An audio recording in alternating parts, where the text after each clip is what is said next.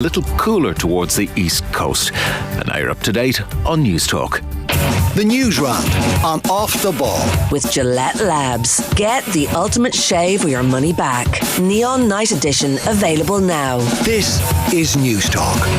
All right, you're welcome along to Thursdays Off the Ball. Nathan with you until 10 o'clock. Busy show ahead. Brian O'Driscoll on the way after 8 o'clock in studio, reflecting on Munster's victory in the URC final. And we'll also be getting his thoughts on the Ireland training squad and on Mac Hansen's tattoo of Andy Farrell. All that on the way after 8 o'clock. Between now and then, we've got the news round, and we're also going to hear from Shamrock Rovers manager. I was out at Rovers training ground early this morning to talk with Stephen Bradley, who obviously has been through a hell of a lot this week. Him and his family after the shocking abuse he received down in Cork last Friday night. So we'll talk about the response and the support he's had from the footballing community, and also talk about the season so far. Rovers beaten in their last 2 league matches, and also about some of those players who thought they might be around the fringe of the Ireland squad, but not included in Stephen Kenny's squad, which was announced today. We'll talk about that on the football show. And John Giles coming a little bit later than usual. Wanted to give him more time because he has his team of the season ready to go on the football show from 9 o'clock. 53106 is the text number. Richie McCormack, good evening. How are you, lads? You well? I'm alright. Arthur O'D. Arthur O'D.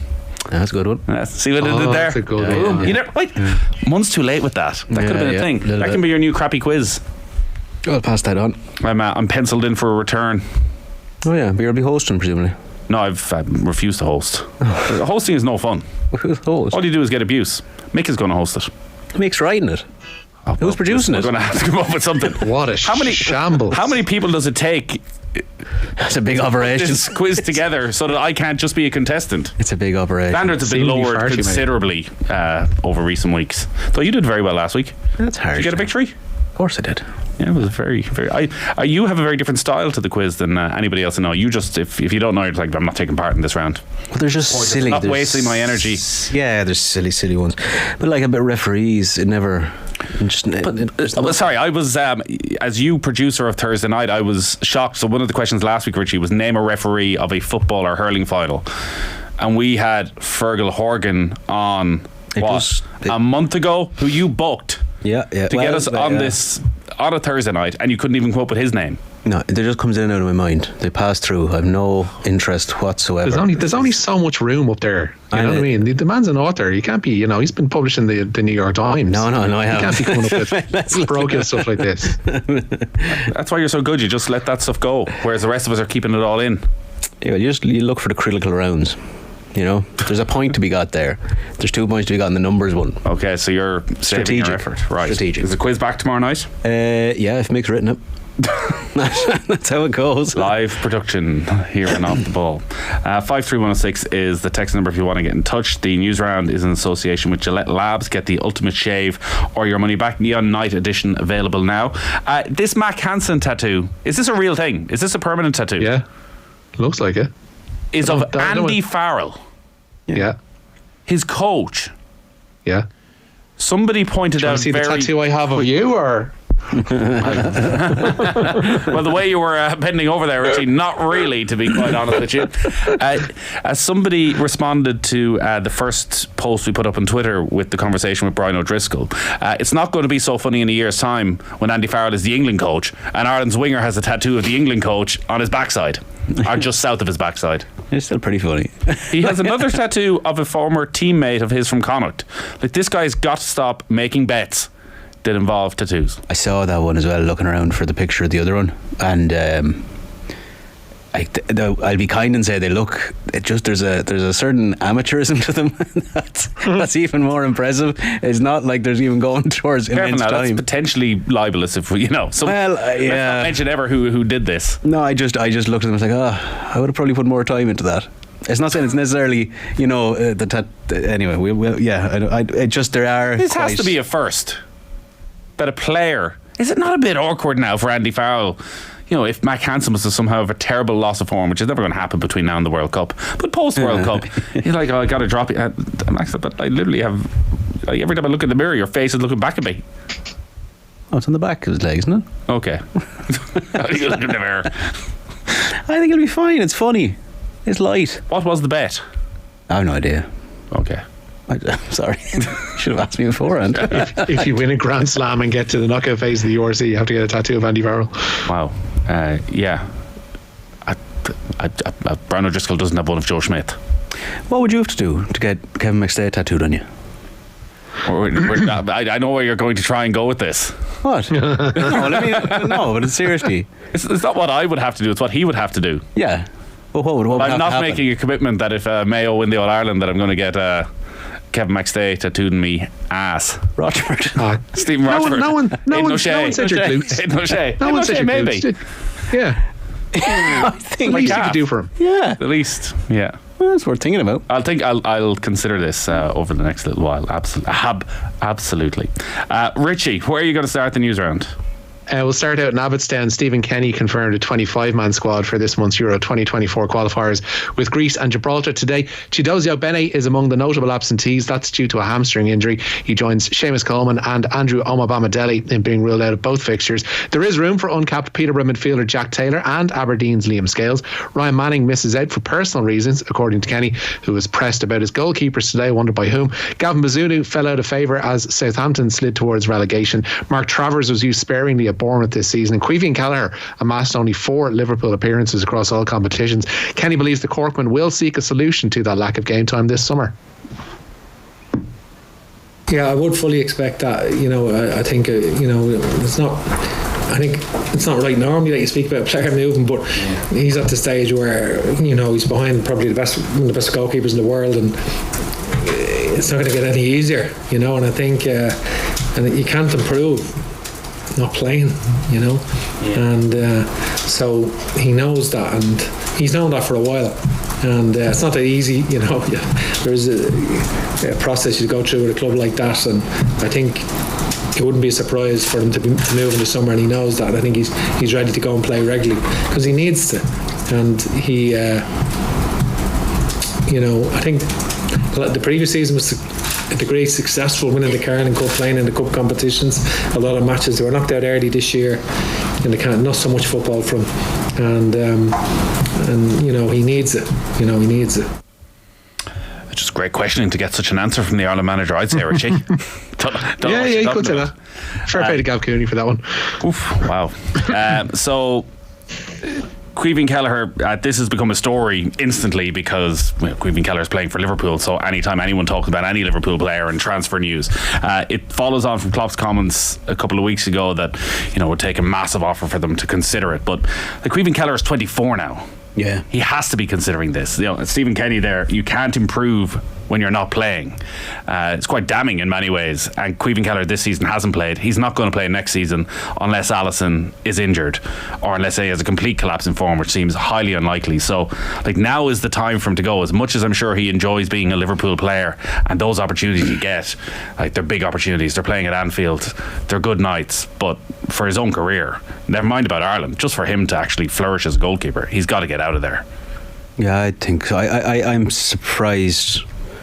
Not surprised he's even held on this long, but you look at how many more games Bazunu has, even full seasons. When you look, it's just so crazy looking at Kelleher's stats when you're there, just such a smattering of games. And I was looking, it always kind of reminds me, because I suppose Liverpool sort of are where, say, Man United were to a degree before, and you kind of look at all those keepers in between, like where Van der Sar and these backup keepers who were there that weren't able to get in the team, good keepers coming and going. And I think this is around the same age that Ben Foster left, and he obviously had his famous things with League Cup finals as well. And you just look then at geez, he went on to have an amazing Premier League career. Now, he was never, ultimately, the career he had would never have been good enough for Man United, and that probably is a fact with Kelleher as well. He's realistically, if they happen to have the best goalkeeper in the world there, he's not that. Who knows what he becomes, but he's not that, not now. So you kind of have to, it does require a big step though, because you are, I suppose, stepping out of something very comfortable to step into the unknown to a degree. But that's a good point. He is the backup keeper at Liverpool, and if Real Madrid were to come in this summer and offer Liverpool 100 million for Alisson, does that mean Caoimhín Kelleher is number one? Probably not. No, I don't think so. So he's at an age now where Alisson moved to Liverpool at a similar age. So I don't know if that would be a factor in his head, because like goalkeepers, I guess 40 is usually the target. I mean, that's become the standard for a decent level goalkeeper to continue on until. So feasibly, if he keeps himself fit and avoids very severe misfortune, he's got another 16 years of his career left to go. But he is at a point now where he does need to start amassing games, because I think the last couple of appearances that he's had, be it both for Liverpool and for Ireland, showed that there's a lack of match sharpness there. And if you have that lack of match sharpness, it only kind of snowballs, and you need to build up a backlog of games similar to what Bazunu has done, regardless of how his form has been. And I think personally he was hampered by a really poor defence, but I think he does need to go and get game time. The worst part about it is these coaches now put him in a really awkward position where it looks like he's been blabbing that he's probably going to. He goes back to Liverpool. He's like, no, I'm really happy here, really happy. Don't stop having me sit on the bench. And he comes over to Ireland for a week and his team can't get now there as soon as possible. I'm sure. I'm not naive. These conversations are already going on, and that's probably one of Jörg Schmacke's first orders of business, is to find a satisfactory next chapter for Queevy and Kelleher, whether it's making him content with a bunch of Europa League appearances next season, or whether it's moving him on, or including a buyback clause, or wherever it is. But whatever happens next, he does need to play more than 4 games a season, because you're only going to start rolling backwards from this point on in his trajectory. So the big story actually from the squad was that Chidozie Ogbene is injured, is going to miss out. Massive blow. Started the game against France, was really good in that game. He's out of contract with Rotherham, so it's going to be fascinating to see where he ends up over the course of the summer. So himself and Coleman are the 2 players who started. Everybody else is available. There were calls for Tom Cannon. They had this training camp last week in Bristol. Cannon had tonsillitis, so he missed out on that. So Kenny said didn't really have a chance to get to know him, to get to see him, so we'll stick with the 21s and we can keep an eye on him. Ryan Manning, Kenny was insistent, wasn't a personal issue between the 2 of them. It was a personal issue for Ryan Manning, and that when he's ready to come back, that they'll talk then, and that there's no blockage, so it doesn't feel as though there's any controversy. Reading between the lines, so they're heading to Turkey on Monday for a 9-day training camp before they head over then to Greece for the internationals, which is obviously over a month on from the end of the championship season. A lot of these players are carrying a lot of niggles or haven't played a lot of football. So Darryl Shea had a knock towards the end of the season. He mentioned something about Jason Malumbi needing an injection at the end of the season to sort of get him through these next few weeks. Even Evan Ferguson, which I did push him on when he mentioned Evan Ferguson and an ankle injury, he said no, he'll be fine. But these are going to be a nervous couple of weeks now, looking at a squad without Seamus Coleman, that again you go, whew, there's not a lot of Premier League quality, which we know, but every time you look at the squad you're kind of reminded of it. He can't afford to lose too many more players between now and Athens for a game that I think we all feel is the decisive one, that is a must not lose game for Kenny. That fair enough? Yeah. I think that's absolutely fair. I think that's fair of any Ireland squad, that we can't really, we can't risk many more injuries. And I think particularly when you trawl through that defensive list, it's thin. Like in terms of top level experience and players that you can rely on at that kind of level, like it is very, very, it's very threadbare. And then more from there, and you'd really sincerely worry. And for our only goal scoring threat, it needs to be wrapped in cotton wool, and for the next few days, and keep our fingers crossed. When I saw him playing and named in that starting 11 for Brighton on the last day of the season, I was like, oh Christ, here we go. This has the bang of Evan Ferguson. He's never played. It was the first time he's ever played a full 90 minutes in the Premier League. Like, this is the last thing we need. This is the last thing we need right now. It wasn't actually a bet. Wasn't actually a bet, according to Connor on YouTube. He just said it in passing, and Bundy kept on to him. Jim Hamilton has to get a tattoo of Mac's name because of a bet on the rugby pod. Right. Now every single radio show wants to get Mac Hansen on to see can they get him to commit to something if Ireland win the World Cup. I'll get on. He's very, very easily led, isn't he? Don't know that. I don't know. That means just loves Andy Farrell. Then. That means they're easily coached. You can tell him Anthony, be like, okay, yes boss, and you're like, brilliant, I know he'll execute what I want him to do. Munster hurling final ticket fiasco, exclamation point. Still looking for 2 tickets, son and I, Stephen Ryan. Come on Arthur, you've got all the connections. Have you 2 tickets for Stephen? No, I've no tickets for myself. You don't even bother with Munster anymore. All Ireland's or nothing. No, you've been so what's the ticket fiasco? They were on sale on Ticketmaster. I don't think it's any fiasco. I think it's just the demand. The allocation that was there this morning, I think it was gone in something like 6 or 7 minutes or so. And that's understandable. And then the frustration, I guess, is that they went on general sale on Ticketmaster. So did enough of them go back to the clubs? Did the hardcore supporters get their opportunity to buy them? I assume there are season tickets for hurling as well as football. I presume so. Make that commitment at the start of the year. It's not. I could be correct. I wouldn't correction on this, but all the tickets don't go on Ticketmaster. It's only like a portion of it. It's not like just a blind bid for whoever gets there quickest. But like, it's just the reality of it in terms of, like, you could put that match. I wonder how much of Croke Park you would fill. I'm not saying you wouldn't come close to filling all of it, but you would fill a good portion of it size-wise. And what is Páirc Uí Chaoimh out of it? Like, do you know what the attendance of that is, of the interest? I would have thought Semple was the biggest of the three, but is there much of a difference between Páirc Uí Chaoimh and the Gaelic grounds? I don't think there's much difference between Limerick. No, I don't think so. Like, it's all much for muchness. I don't think it's an amount that would alleviate that burden on people kind of looking for tickets. But like, at the end of the day, like, it's upsetting for people who won't be able to go, but it's still a good thing. You want to say, like you really don't have to go that far back when you're looking, and it's something I was looking at before, obviously. When you go back 10 years ago even, there was a fairly evident sense of apathy around a lot of these games. Maybe not a Munster final per se, but you definitely had games between Limerick and Clare, and I don't have the exact date to hand when you go back, and it's just into double figures, the attendance between, like, at games like that. And it's not because they're in Ennis, it's just over double figures for like a game in Thurles between Limerick and Clare in the Munster. Like, this isn't what's happening now, and obviously that's shown by the fact that the numbers and attendance has gone way. I think it's a record year for it. That's not a given, and it's not something that's always been the case. It is coming from a low. So overall, it's upsetting for people, but I don't. Yeah, listen, if Stephen, I'm sure, and his son are desperate to go, and if you're one of the individuals who's desperate to go and you can't get a ticket, is very frustrating and very upsetting.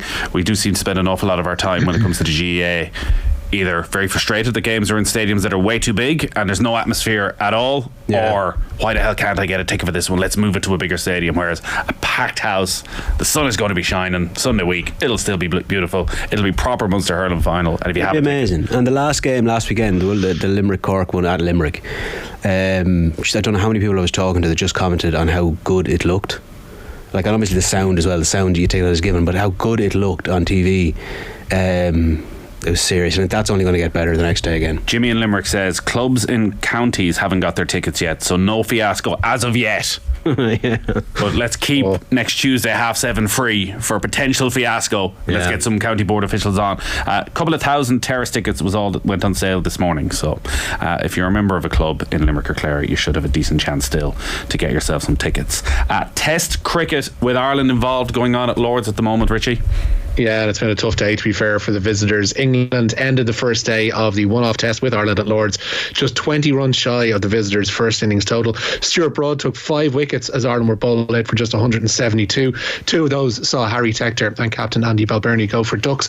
At stumps, England had reached 152 for 1. Just a bit of context, Ireland still in the single figures in the number of test matches that they have played even after this one, and England preparing for the Ashes later this summer. So on two different ends of the spectrum in terms of preparation and readiness for this. So we're going to bring in John Giles on the football show at 9 o'clock, and we're looking back on Leeds relegation, obviously his team of the season, talking about his own appearances in FA Cup final. 60 years since he won it.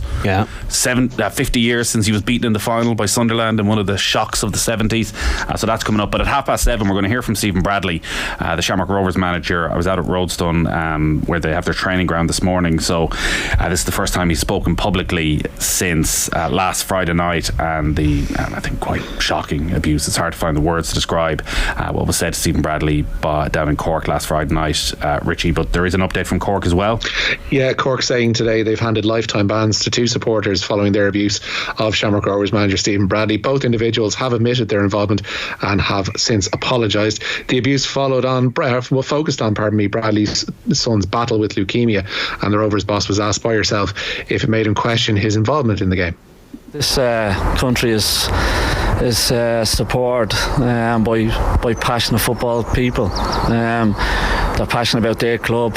They want their club to win and beat us, obviously, and that's brilliant. That's what sport's about.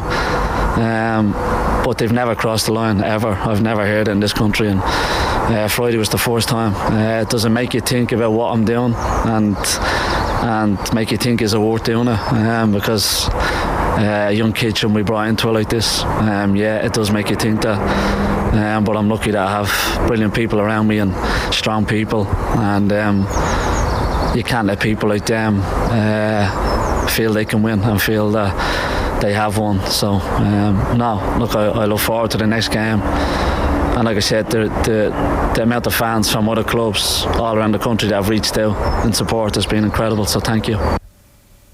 Impossible to imagine what Stephen Bradley has firstly gone through over the past year, but what he had to go through last Friday night on the way back from Cork, having had to listen to that and think about going home and talking to his son Josh about what had happened, because listen, he's a 9-year-old kid. Kids are well aware of what goes on in the world. He could have chosen to obviously try and ignore it and hope that he never finds out, but I think he had to go home and inform the family, and it's beyond words what happened. It's way beyond football, and I think Cork City handing out a lifetime ban is just the start of it. Like, there needs to be more than that, because like, this is just not in any way acceptable. Not football, sport, like in society. I've never heard of anything like this, as anything as despicable as this being said after a football match. It's absolutely outrageous. So Stephen Bradley, I think an absolute credit yet again in the way that he's handled this. Yeah, like you used the words unimaginable. I can't. It is completely unimaginable. I don't know. It must be, and it's kind of, I was thinking about it from his perspective. Like, it's so difficult, because I suppose even like just the way that the club everyone kind of showed such kind of warmth towards what is a horrific situation, and obviously when they won the title last year and everything, there was such a positive kind of thing around what is a story that's like it. All those nice positive gestures, obviously, still they don't eradicate the difficulty that's there. But to have something like that's just, I don't know. I don't know what you don't know what those kind of people are thinking, or what's the motivation there. What's the, as you're kind of talking about, sort of like education or something. But what are they trying to do? What's the... Yeah, I don't know. It's just baffling. It's just brainless. Yeah. It's brainless. There's a degree of that. Yeah, and I think in a way, I think people do have sympathy with Cork City and those involved with Cork City, that they are dragged into this, because like, these are not supporters of football. These are way, way beneath that. So for Cork to have to come out and somehow stand over this, look, they've taken their action. I think the response from Cork, as Stephen Bradley said, has been exceptional. I saw today that one of their podcasts down there raised over 10 grand. Wow. Very quickly, because I think people just wanted to show down in Cork, like, this is not us. This is not us in any way. So listen, we're going to have Stephen Bradley in full talking about that, and plenty more besides on the way from 7:30. Jose Mourinho. The videos everywhere, hanging around, waiting for Anthony Taylor on his phone. Spends a lot of time on his phone. What's he doing on his phone? Is he on Twitter checking what the reaction is? Is he texting people to see what time the bus is going? What's happening there? I don't know if he was checking to see if he was live streaming on Twitch, judging by him, because that's probably the next step he would have taken. But UEFA are going to wait for the match officials report from last night's Europa League final before deciding upon action against Jose Mourinho. The Roma head coach waited for referee Anthony Taylor in the Puskás Arena's car park before verbally abusing the Englishman in multiple languages as well, it must be said. Mourinho had seen his side beaten on penalties by Sevilla after a rather tetchy affair in Budapest. Tetchy and terrible. Yeah, I didn't know you tuned in for the penalties. Yeah. I was away for the rest of the night. Yeah. And I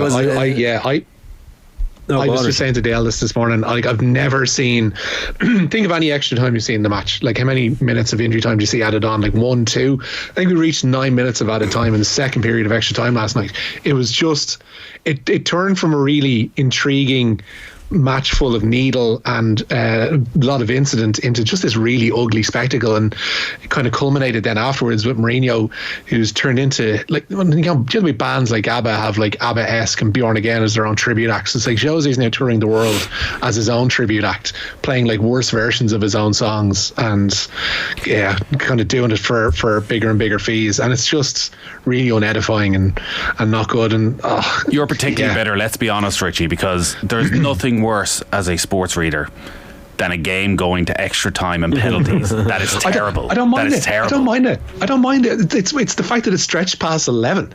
So it's like, it was like I was looking at the time. It's usually like 10's a cut off point. You're like, all right, grand, I'll get in there. If it goes to extra time, you're like, fine.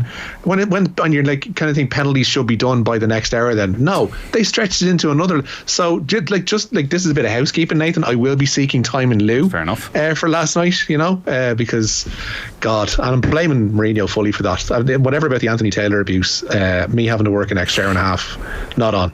A lot of speculation about Karim Benzema's future and his next destination. Yeah. He was picking up an award today and refused to confirm that he's leaving Real Madrid after Sunday's final game of the season against Athletic Club. Multiple reports claim the 35-year-old has turned down the offer of a contract extension at the Bernabeu, instead agreeing to join Al Ittihad in Saudi Arabia. Benzema is Real's second top scorer of all time, behind only Cristiano Ronaldo, while Paris Saint-Germain manager Christophe Galtier did confirm today that Lionel Messi will leave the club at the end of this season. The World Cup winners' final game for PSG will be away to Clermont on Saturday. Al Ittihad, another potential destination for him. Barcelona also in the running to re-sign their former skipper. A distinct possibility of both Messi and Benzema both plying their trade in Saudi Arabia. It's becoming a bit of the norm nowadays, Stephen and YouTube. It's not quite the norm if it's just Ronaldo, Benzema and Messi, though maybe the three most famous footballers in the world right now. But this is how it works. Like, you just have to look at what Saudi Arabia has done with golf and live. We're a year into this, and the conversation has really moved past Saudi Arabian and moral involvement to just a pettiness around the future of golf. And now it'll be for the next 6 months about the Ryder Cup, and should Brooks Koepka be allowed to play in the Ryder Cup for the American team. And little, I would say, from a position where at the start maybe 75% of the talk was about morally is this right, to 5% at most now talking about that. It's a public irrelevance though, the live golf stuff at this stage. Nobody really, like the wider populace wouldn't pay attention to it, and the major players' names only pop into the wider consciousness when they do actually pop up in the majors. So it hasn't worked from that perspective, and nor will this, because you're getting 18 months, 2 years out of these lads tops before they ride off into the sunset on their gilded horses. You're just kind of wondering to what end does this all happen, and why does it exist for such short-term, not even gain? It's just flashing your cash for no reason.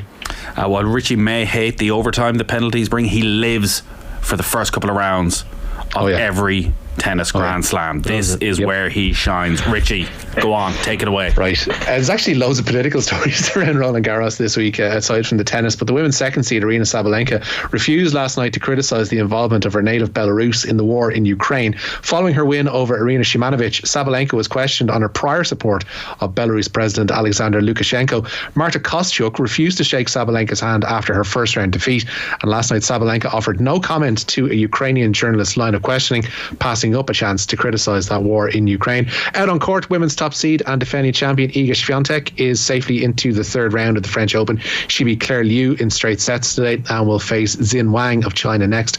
There are also wins today for fourth seed Elena Rybakina, sixth seed Coco Gauff, and the seventh seed Ons Jabeur. Men's fourth seed Casper Ruud needed 4 sets to beat Giulio Zeppieri, but the men's eighth seed Yannick Sinner is out, beaten in 5 by the world number 79 Daniel Altmaier. Into round 3 today went Francis Tiafoe, Borna Koric and Grigor Dimitrov. Flawless, Richie. Gracias, senor. All right, that is us done for the news round. Great stuff as always, Richie. Nice. I should mention Shane Lowry just a shot off the lead. I'll get your golf plug in there at the Memorial. So 3 under round is 69 for him today. Matt Wallace, the clubhouse leader at Muirfield Village, on 4 under. Seamus Farrell not too badly off too. He's 2 under. If you want more golf, well, I'll tell you where you can go. Golf Weekly. OTB Sports /Golf Weekly. Hoisted by my own petard. Right now. Arthur, thank you. No problem, Nathan.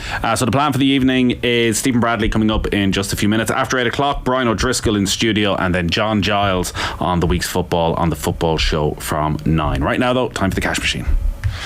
Your chance to win big. News Talk's cash machine. So it's easy to take part in the cash machine. Every day we give you a new amount. You take note of it, enter, and at 3 o'clock, if we call you and you give us the amount, you win